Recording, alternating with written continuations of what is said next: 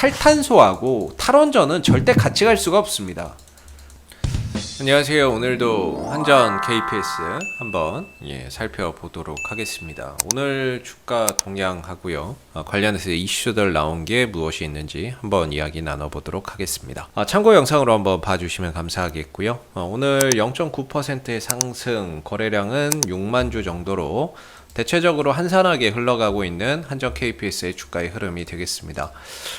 이 회사 전력 설비의 정비를 전문으로 하는 회사고요. 화력이나 원자력, 수력 이런 이제 발전 설비의 정비 사업을 영위하고 있다라고 보시면 되겠습니다. 그래서 이 회사의 최대 주주는 한국전력이 되겠습니다. 한국전력이 되겠고, 한국전력이 최대 주주로 있다는 것은 한전이 운영하고 있는 어떤 발전소의 정비를 한전 KPS가 도맡아서 하고 있다, 이렇게 보면 되겠죠.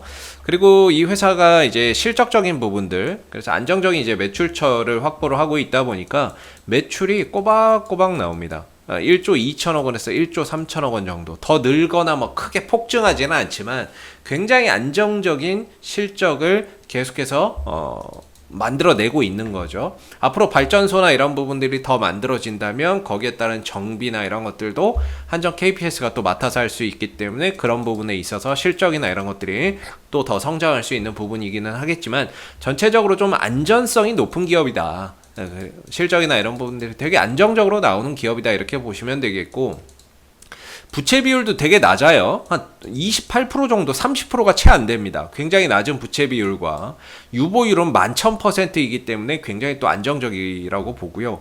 배당 수익률이나 이런 것들도 한 거의 4에서 5% 정도 나와주는 부분이다 보니까 어떤 배당주로서의 매력도도 상당히 높은 기업이죠. 그래서 장기적인 관점에서 어떤 투자로 보유를 하고 계신 분들도 많이 계실 거라고 생각이 드는데요. 최근에 이제 한전 KPS의 주가의 상승이 어떻게 보면 이제 원전 관련 수혜주로서 부각이 됐다, 이렇게 볼 수가 있겠고, 물론 이제 지금은 좀 조정 국면에 있지만 최근의 반등 또한 역시나 이제 원전 관련 이슈 속에서 주가나 이런 부분들이 상승 기조를 나타냈다, 이렇게 볼 수 있겠죠. 즉 원전 관련 어떤 이슈나 이런 부분들에 의해서 주가나 이런 부분들이 강하게 상승 작용을 보이는 그런 종목이라고 볼 수 있겠는데, 일단 기술적으로 보면 조금 아쉽습니다. 현재는 주가의 어떤 방향성이 하방 흐름들로 흘러가고 있기 때문에 이 흐름에서 좀 벗어나야 주가나 이런 것들이 연속적이고 강한 상승을 보여줄 수 있는데, 이 흐름의 안에 갇혀 있다면 주가가 올라갈 수 있는 폭이 제한적이고, 중요한 건 이 하락이 언제 끝날지 아무도 모른다는 거죠.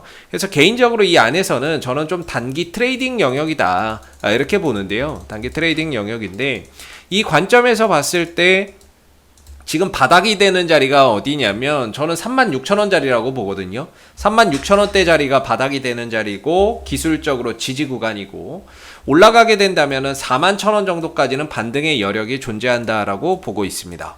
그래서 올라서게 되면은 41,000원 정도, 이 정도를 보는데, 그래서 지금 주가나 이런 부분들이 올라가면 41,000원 정도의 저항을 받을 수 있고, 내려오면 36,000원의 지지를 받을 수 있는 그런 자리죠.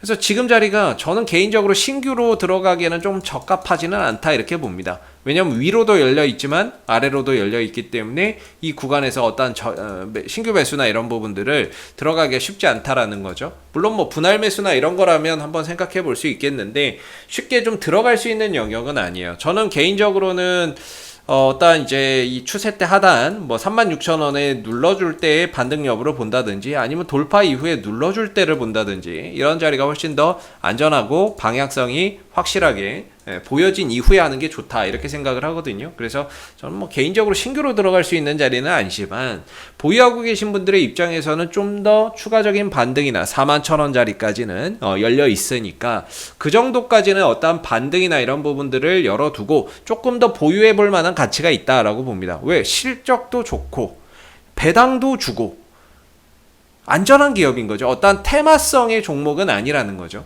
그렇기 때문에 기본 베이스가 받쳐주는 가운데 하반기는 또 배당주의 계절 아니겠습니까? 그렇게 되면 또 배당주로서의 어떤 수급이 유입될 가능성도 기대해 볼 수 있기 때문에 그런 부분에서 충분히 보유할 만한 가치가 있다라고 보고요. 단기적으로는 일단 41,000원 정도까지는 열려 있다 보니까 좀 시간이 걸리더라도 또 보시는 게 맞지 않느냐.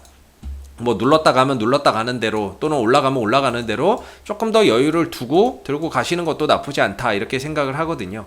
그래서 이제 주말 동안에 나온 이슈나 이런 부분들을 보게 되면 무슨 이야기가 많이 나왔냐면요. 일단 이 원전 산업 관련해서 야권의 홍준표 의원이 원전 산업 육성 대선 공약을 채택을 했습니다. 그렇기 때문에 그런 부분들에 있어서 어떤 이제 원전 관련 산업들이 이번 대선에서 공약으로 또 정치 쟁점화 또는 어떠한 이제 공약으로서의 기대감이나 이런 것들이 또 관련주에 또 작용할 수 있다라고 저는 생각을 하고요. 그런 부분에 있어서 또 주가가 상승할 수 있는 모멘텀이나 이런 것들이 또 이렇게 또 생겨난다라고 볼 수 있겠고, 또 이거는 이제 예전에 나온 뉴스이기는 한데 블랙아웃 위기에 드러난 탈탄소의 한계, 2달 새 화력 발전 2배 이상 화력 발전에 이제 2배 이상 늘었다라는 거거든요. 이게 무슨 말이냐면 저는 개인적으로 탈탄소하고 탈원전은 절대 같이 갈 수가 없습니다. 탈탄소와 탈원전은 공존할 수 없는 정책이다 이렇게 보거든요. 이걸 하려면 이걸 포기해야 된다. 저는 이렇게 생각을 합니다. 근데 탈탄소는 시대적인 흐름이기 때문에 이걸 포기할 수 없기 때문에 결국에 이걸 바꿔야 된다라고 저는 생각을 하는데, 탈탄소로 인해서 화력 발전이나 이런 것들 줄여야 되고 석탄 발전이나 이런 것들 막 줄여야 되는데 그걸 뭘로 과연 감당할 수 있느냐, 어떤 에너지원으로? 저는 원전밖에 없다라고 생각합니다. 왜냐하면 이 에너지는 국가 기간 산업이고 굉장히 중요합니다. 근데 이런 부분들을 바람이 불면은 발전이 되고 태양이 햇빛이 쨍쨍할 때는 발전이 되고 기후에 따라서 발전이 되고 안 되고 하는 이런 신재생 에너지보다 안정적이고 단가도 싸면서 꾸준한 이런 원전이 어떻게 보면은 국가적으로 봤을 때 에너지나 이런 부분들에 대한 안정적이고 꾸준한 수급을 하기에는 원전이 가장 안전하다라고 보거든요. 그리고 이제 단가도 좀 싸고 그리고 이산화탄소 배출량도 없고 적거나 없고, 그러다 보니까 실질적으로 탈탄소에 가장 적합하면서 가장 이상적인 에너지원은 저는 이제 원전이라고 봅니다. 그렇기 때문에 이런 원전 정책이나 이런 부분들이 또 바뀔 가능성이 분명히 존재한다라고 저는 생각을 하거든요. 그런 차원에서 본다면은 원전이 어떤 차기 대선 공약으로서도 부각될 수 있지만 탈탄소 정책을 추진함에 있어서 가장 핵심 에너지원이 저는 이제 원전으로 자리매김하지 않겠느냐 이렇게 좀 생각을 하고, 그런 차원에서는 중장기적으로 원전 산업의 육성 쪽으로 또 어떤 정책의 변화가 생긴다면 한전 KPS가 또 수혜를 볼 수 있다, 저는 이렇게 좀 생각이 드는 부분이에요. 그래서 단기적으로 보면은 위로 가면 41,000원이고 아래로 오면 36,000원인 이런 좀 조정 국면에 들어가 있는 모습이기는 한데, 길게 놓고 보면 주가의 위치가 바닥이라는 거죠. 역배열에서 정배열로 돌리고 이제 상승을 좀 시작하는 그런 단계라고 볼 수 있는 부분이기 때문에 장기적인 관점으로 본다면 지금 가격이나 이런 부분들은 절대 부담되는 가격은 아니다, 저는 이렇게 좀 볼 수 있고, 단기적으로 본다면 조금 이제 애매한 구간에 있지만 장기적으로는 가격적인 부분들이 굉장히 싼 영역에 들어가 있다, 저는 이렇게 좀 생각이 드는 부분이에요. 그래서 장기적으로 보시는 분들은 저는 그냥 홀딩하고 가는 게 좋다 이렇게 보고요. 그냥 저라면 홀딩할 것 같아요. 주가 떨어져도 올라가도 배당 받으면서 그냥 홀딩하고 갈 것 같고, 단기적으로 본다면은 어떤 이제 기술적인 포인트를 봐야 되니까 지금은 좀 애매하다.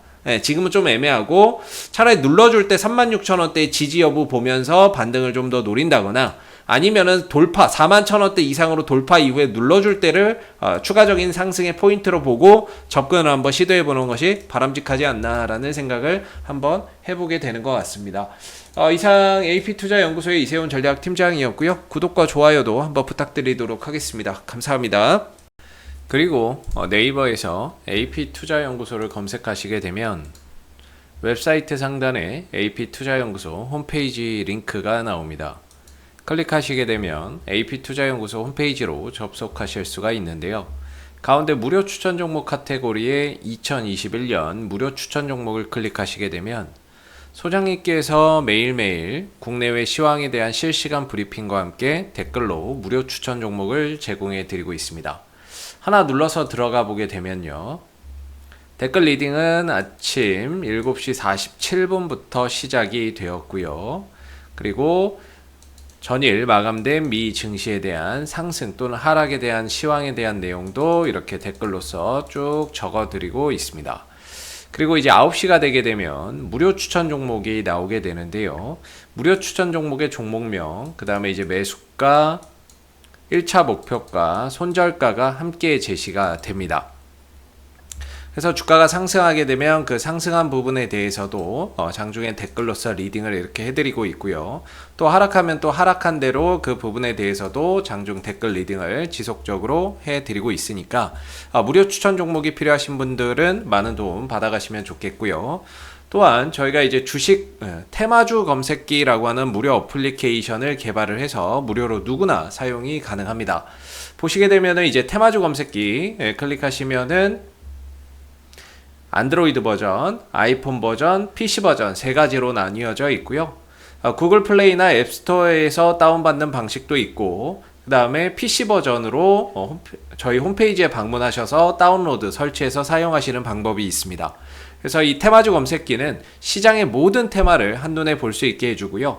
그날 급등하는 테마가 무엇인지를 빠르게 캐치할 수 있게 도와주고, 그리고 그날 시장의 주도주가 무엇인지를 한눈에 파악하게 해주는 그런 이제 어플이기 때문에 다운받아서 활용하시면 주식 매매하시는데 많은 도움 되실 거라 생각됩니다. 감사합니다.